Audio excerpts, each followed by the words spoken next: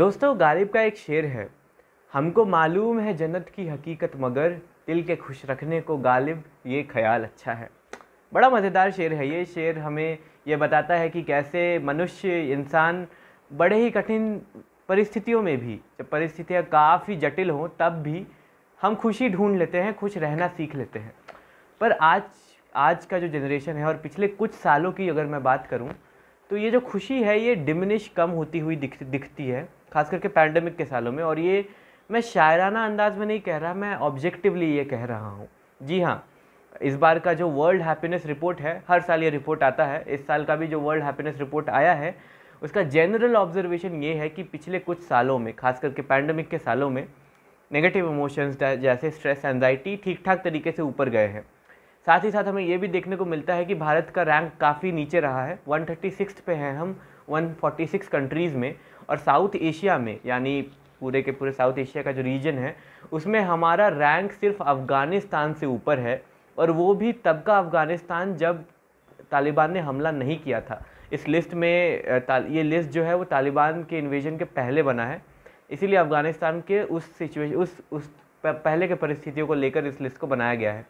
तो भारत की दशा काफ़ी ख़राब है, और ये कहते हुए शर्म भी आती है, क्योंकि ये सवाल हमारे मन में आता है कि गालिब और कबीर का देश क्यों इतना नाखुश है, पूरी दुनिया में क्यों इतनी नाखुशी है, और सबसे ऊपर कि इन लोगों ने, इन रिसर्चर्स ने खुशी जैसे सब्जेक्टिव एलिमेंट को, इमोशन को माप कैसे लिया। चलिए आज इन सब सवालों के जवाब ढूंढते हैं, हैप्पीनेस रिपोर्ट को देखते हैं। मेरा नाम है ईशान फौजदार और आप देख रहे हैं द अपफ्रंट।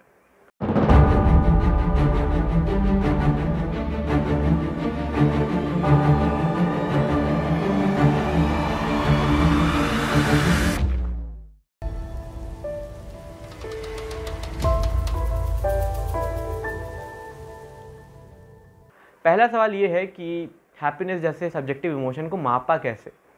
अब हमने पिछले साल एक वीडियो बनाया था जिसमें हमने डिटेल में एक्सप्लेन किया था कि कैसे हैप्पीनेस जैसे सब्जेक्टिव इमोशन को इस रिपोर्ट में मापा जाता है। मैं अगर फिर से आपको सीधे शब्दों में बताऊं, बहुत ही आसान शब्दों में, 6 इंडिकेटर्स लिए जाते हैं। GDP per capita, life expectancy at birth, social support, generosity, perception of corruption, और एक आखिरी जो है वो है freedom to make life choices.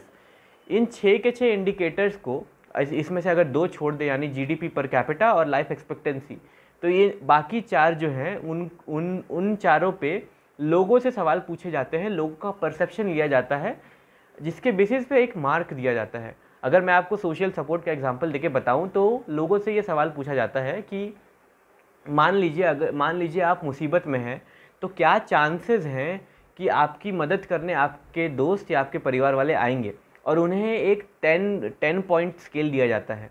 इस 10 पॉइंट स्केल को कैंट्रेल लैडर भी कहा जाता है। अब इसमें 10 का मतलब हो गया कि पक्का कोई ना कोई आएगा मदद करने, और 0 का मतलब है कि कोई नहीं आएगा।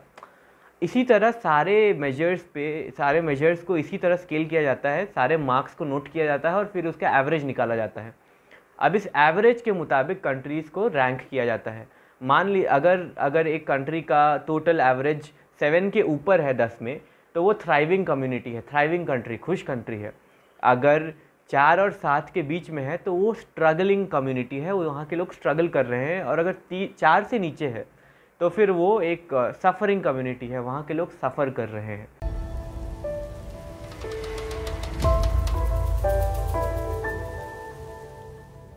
इस स्केल में भारत को इस बार 3.77 नंबर मिले हैं, जिसका मतलब आप समझ ही रहे होंगे कि हम सफ़रिंग कैटेगरी में आते हैं। भारत के लोग सफ़र कर रहे हैं हैप्पीनेस के इंडेक्स पे। पिछले साल हमारा स्कोर 3.81 था, और इससे हमें ये पैंडेमिक वाला डिक्लाइन दिखता है। पर सिर्फ ये जान लेना कि भारत अनहैप्पी है और बैठ जाना, ये एक अनसाइंटिफिक जैसा टेम्पर, अनजस्टिफाइबल टेम्पर है। हमें ये पूछना चाहिए कि क्यों भारत अनहैप्पी है, और मुझे इसके 2 मेजर कारण दिखते हैं। वो 2 मेजर कारण, पहला है वेल्थ इनइक्वालिटी और दूसरा है परसेप्शन ऑफ करप्शन। अब वेल्थ इनइक्वालिटी के बारे में जब हम बात करते हैं तो मैंने आपको पिछले इनइक्वालिटी रिपोर्ट के, इनइक्वालिटी इंडेक्स वाले वीडियो में समझाया था कि वेल्थ इनइक्वालिटी होती क्या है। और मैंने आपको ये भी बताया था कि भारत दुनिया के कुछ सबसे ज़्यादा अनइक्वल कंट्रीज़ में से है, जहाँ दुनिया 10 जहाँ भारत के 10% अमीर भारत का 57% वेल्थ ओन करते हैं। पर आप ये पूछ सकते हैं कि वेल्थ इनइक्वालिटी से अनहैप्पीनेस कैसे होती है।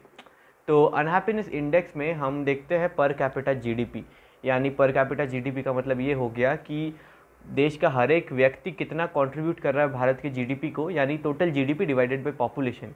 अब भारत में क्योंकि बहुत ज़्यादा इनइक्वालिटी है तो पर कैपिटा जीडीपी बहुत ज़्यादा नीचे चला जाता है, क्योंकि वेल्थ वेल्थ का डिस्ट्रीब्यूशन इक्वल नहीं है। कुछ लोगों के पास काफ़ी पैसा है, कुछ के पास कुछ पैसा नहीं है, जिसकी वजह से पर कैपिटा जीडीपी नीचे चला जाता है।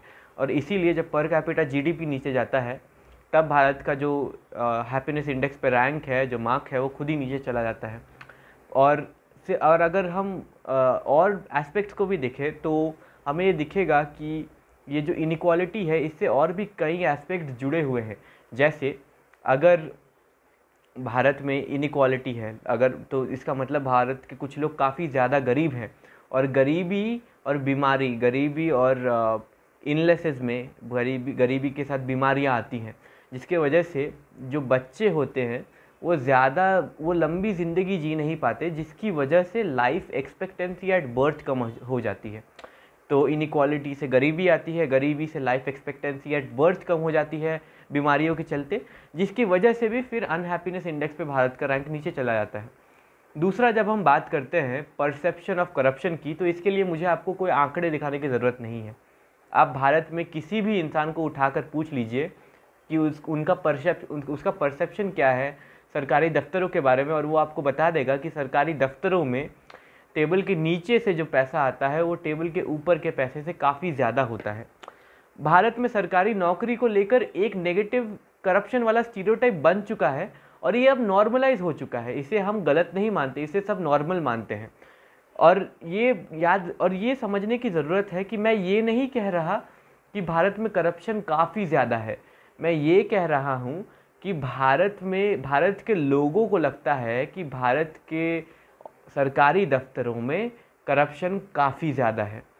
ये परसेप्शन ऑफ करप्शन का मामला है, करप्शन का नहीं। हाँ, पर ऐसे कई रिपोर्ट्स हैं जो हमें बताते हैं कि भारत में करप्शन ठीक ठाक तरीके से ज़्यादा है।